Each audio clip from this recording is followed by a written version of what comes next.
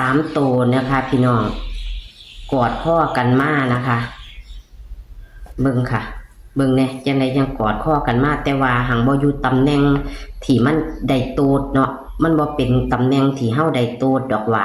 แต่ว่ามันหังมานํกันค่ะเลขติดเพิ่นจังไดจังมานํกันคักแน่มันก็ออก9700เนาะค่ะพี่น้องแต่ว่า0ก็มานะ9ก็มา7ก็มานะคะมันหันออก9700แต่ว่าเข้าก็ได้97อยู่เนาะค่ะพี่น้องขันซื้อมันก็จะเป็น97มันเป็นลางแม่นบ่พี่น้อง97ตัวทางหน้าของเฮาตัวทางหน้าของเลข4ตัวมันจะเป็นลางบ่พี่น้องขันแอดเว้าผิดก็ขอโทษขออภัยเด้อ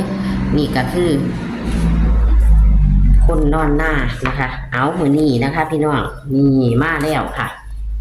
คนนอนหน้ามาแล้วบ่ผิดหวังค่ะพี่น้องเลขวิ่งเลขแล่นเลขติดเพิ่นมักจะกอดข้อกันมากอดข้อกันมา